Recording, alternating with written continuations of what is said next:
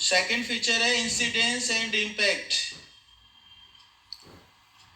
Incidence मतलब tax लगाया किसी पे किया, और इम्पैक्ट मतलब उसका बर्डन किसने सफर किया। ये भी मैंने आपको एक्सप्लेन किया कि अल्टीमेटली इनडायरेक्ट टैक्स का इंसिडेंस तो सभी पर लगता है, मैन्युफैक्चरर पर, होलसेलर पर, रिटेलर पर, लेकिन अल्टीमेटली वो टैक्स बर्डन सफर होता है by the consumer of goods and services. अब तीसरा ये लिखा है इसमें, एक रिग्रेसिव टैक्सेशन है। रिग्रेसिव टैक्सेशन का मतलब ये जिसके ऊपर टैक्स लगाया जा रहा है उसकी पेइंग कैपेसिटी को कंसीडर नहीं करता, चाहे वो रिच हो चाहे वो पुअर हो, उसे सेम अमाउंट का टैक्स देना होगा। अब इनकम टैक्स में तो आपने देखा भी होगा कि इनकम टैक्स में क्या होता है कि स्लैब्स लगी हैं इंडिविजुअल्स के ऊपर, जितनी ज्यादा इनकम है उतने ज्यादा टैक्स रेट बढ़ जाता है। पहले नील है 5 लाख या 7 लाख पे, फिर उसके बाद 10%, फिर 20%, फिर 30%। तो उसी तरह से यहाँ पर लेकिन एक ही टैक्स रेट है, चाहे वो पुअर हो चाहे वो रिच हो। अगर वो गुड्स खरीदेगा, गुड्स के अकॉर्डिंगली टैक्स रेट डिफरेंट हो सकता है।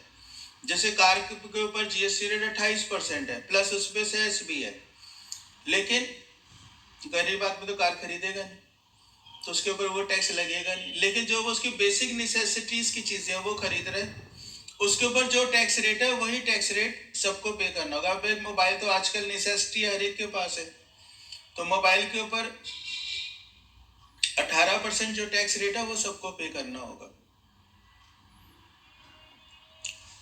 Then fourth point is impact of indirect tax. इसका आगे रिजल्ट क्या आता है, क्योंकि टैक्स भी देना है तो आप गुड्स का प्राइस बढ़ जाता है। नेचुरल अगर एक चीज मैन्युफैक्चरर ने 1000 रुपए की बनाई है और उस पर अगर उसे 28% टैक्स देना पड़ेगा तो 280 रुपए से एक्स्ट्रा चार्ज करेगा, तो कॉस्ट बढ़ गई ना गुड्स की, 1000 की जगह पे 1280 रुपए हो गई। तो नेचुरल है, ये इन्फ्लेशनरी ट्रेंड है और इससे गुड्स का और सर्विसेज का प्राइस बढ़ता है।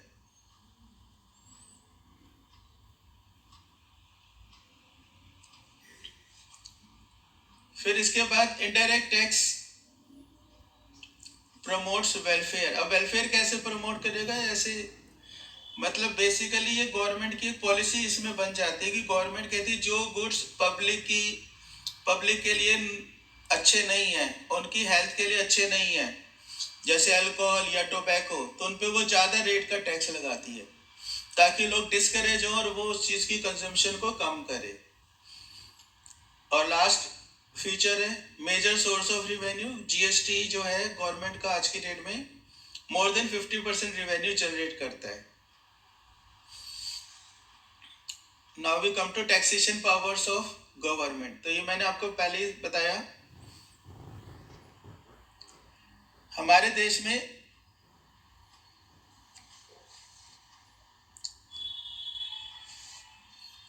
थ्री टायर फेडरल स्ट्रक्चर है। जैसे कि आप देखते हैं यूनियन गवर्नमेंट मतलब सेंट्रल गवर्नमेंट, स्टेट गवर्नमेंट मतलब जो हर एक स्टेट में जिसका रूल होगा, और लोकल गवर्नमेंट का मतलब लोकल अथॉरिटी। लोकल अथॉरिटी जो पर्टिकुलर एक सिटी में जिसकी पावर्स होती हैं। अब कॉन्स्टिट्यूशन में 448 आर्टिकल्स हैं और 12 शेड्यूल्स हैं। अब ये जो इंपॉर्टेंट आर्टिकल्स हैं वो मैं आपको बता देता हूँ। जैसे पहले अभी मैंने बताया article 265, no tax shall be levied और collected by the authority unless under the authority of the law. कानून बना के ही टैक्स लगेगा। अब जीएसटी में एक इंटरेस्टिंग बात ये है, वो भी बताता हूँ। आर्टिकल 245 में मेंशन है parliament may make law for the whole और any part of the territory of India, और legislature of state may make law for the whole और any part of the state. अब कौन सा टैक्स कौन सी government लगाएगी और कौन से मैटर के ऊपर कौन सी गवर्नमेंट कानून बनाएगी, इसके लिए दिया हुआ आपको 7th शेड्यूल टू आर्टिकल 246। इस 7th शेड्यूल में 3 लिस्ट हैं जिनको हम कहते हैं यूनियन लिस्ट। लिस्ट 1 को कहते हैं यूनियन लिस्ट, लिस्ट 2 को कहते हैं हम स्टेट लिस्ट, और लिस्ट 3 को कहते हैं हम कंकरेंट लिस्ट। तो लिस्ट 1 में वो मैटर्स स्पेसिफाइड हैं और वो टैक्सेस स्पेसिफाइड है जो सेंट्रल गवर्नमेंट लगा सकती है। तो लिस्ट 1 में आपका defence of India, naval, military, air force, atomic energy, mineral resources, CBI, railways, highways, currency, RBI, post office और इनकम टैक्स, कस्टम ड्यूटी, ये सब लिस्ट 1 में स्पेसिफाइड है। लिस्ट 2 में स्टेट लिस्ट, जो मैटर्स जिनके ऊपर स्टेट गवर्नमेंट कानून बनाएगी।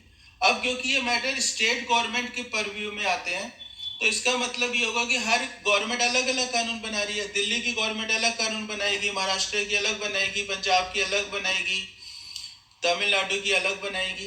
तो नेचुरल है उनके भी प्रोविजंस में डिफरेंसेस होंगे, उनके कानूनों में डिफरेंसेस होंगे। तो हम किसी भी स्टेट में रहते तो हमें उसका पर्टिकुलर कानून भी पता होना चाहिए। अब इसमें कौन से मैटर्स आ गए? Public order, police, local government, public health, sanitation, hospitals, ये सब मैटर्स आ गए।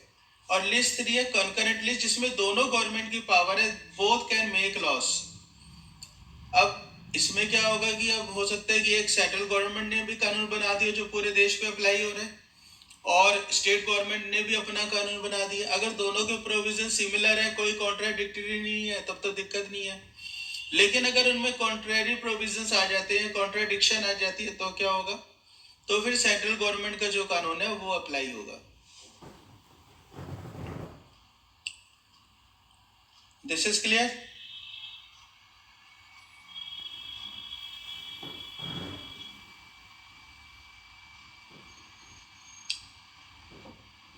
बोलो।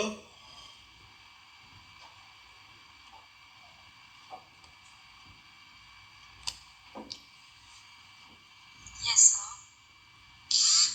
कुछ पूछना है किसी ने यहाँ तक? चलो उसके आगे चलते हैं। फिर concept of value added tax. अब ये वैल्यू एडेड टैक्स क्या है, ये थोड़ा सा कंसेप्ट आपको समझना होगा। क्यों समझना होगा? क्योंकि ये जो कंसेप्ट है ये जीएसटी में भी अप्लाई होता है। अब मैंने आपको एक और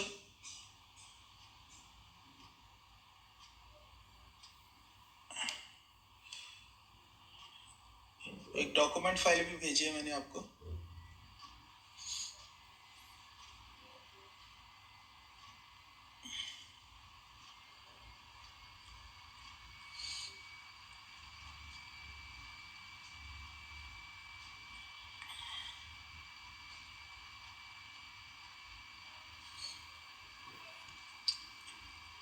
अब इसमें देखते हैं वैल्यू एडेड टैक्स का से पहले क्या होता था, जब वैल्यू एडेड टैक्स नहीं था। बेसिकली ये सेल टैक्स का कंसेप्ट है। जैसे पहले था एक Delhi sales tax act. Delhi sales tax act के बाद उसका नाम चेंज हुआ दिल्ली वैट एक्ट। तो वो वैट एक्ट का कंसेप्ट अभी बता दो। उससे पहले सेल टैक्स में क्या होता था कि सपोज करो गुड्स एक मैन्युफैक्चरर ने बनाए 1 लाख रुपए के, और उस पर उसने एक्साइज ड्यूटी भी दी 20% के हिसाब से 20,000, तो टोटल हो गए 1,20,000। अब उस वो जब गुड्स को सेल करेगा तो उसे सेल टैक्स भी देना है। तो सेल टैक्स है 12,000, सपोज करो 10%, तो टोटल कॉस्ट होलसेलर के लिए हो गई 1,32,000, 1,32,000।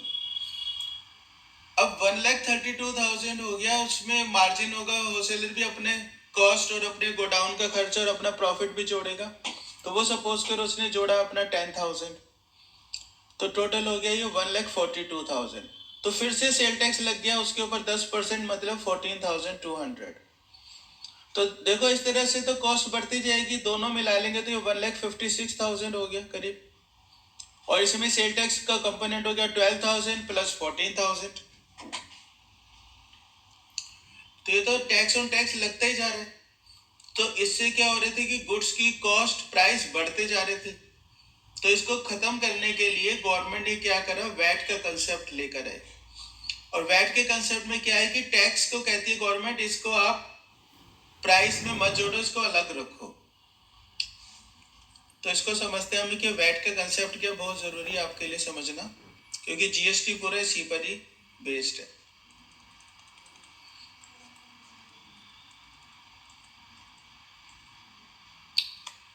इसमें क्या करना है, हमने सेल टैक्स या वैट को अलग रखना है, प्राइस में नहीं जोड़ना। बेशक रिकवरी तो टोटल प्राइस की होगी, अब देखो जैसे मैन्युफैक्चरर ने सेम क्वेश्चन लेते हैं, 1 लाख रुपए के गुड्स बनाए, एक्साइज ड्यूटी थी 20,000, तो एक्साइज ड्यूटी का क्योंकि कानून अलग है तो इसको अभी हम सेल टैक्स से अलग रखते हैं। तो टोटल हो गया 1,20,000। अब 1,20,000 पर गवर्नमेंट ने वैट लगा दिया, सपोज करिए 10%, 12,000।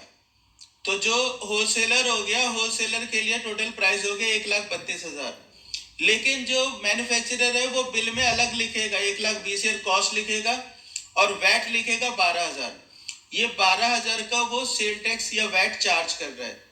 अब ये 12,000 जो बायर है वो है होलसेलर, उसके लिए माना जाएगा इनपुट वैट, जिसका रिजल्ट क्या होगा, इस 1,20,000 में हमने 12,000 को अलग रखा और 1,20,000 में होलसेलर का मार्जिन जोड़ लिया 10,000।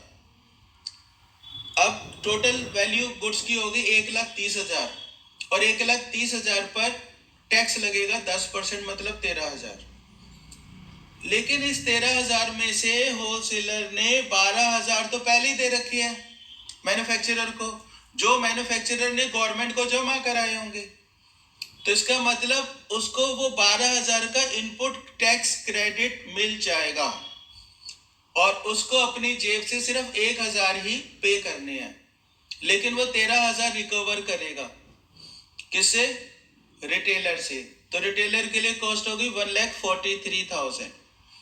तो देखोगे अगर होलसेलर के लिए कॉस्ट थी 1,32,000 और रिटेलर के लिए कॉस्ट है 1,43,000, तो एडिशन कितना हुआ? सिर्फ 11,000 का। और 11,000 में 10,000 तो होलसेलर का मार्जिन ही है, वो तो होना ही था। उस 10,000 पे एक्स्ट्रा टैक्स पड़ा 10%, मतलब 1,000, जो होलसेलर कैश में पे करेगा। तो इसका मतलब गुड्स की कॉस्ट बढ़ी नहीं ना ज्यादा, 12,000 13,000 दोनों नहीं जुड़े, सिर्फ 13,000 ही जुड़े। इसी तरह से रिटेलर का मार्जिन था, आगे सपोज करते हैं 12,000 रुपए, तो गुड्स की कॉस्ट हो गई 1,52,000,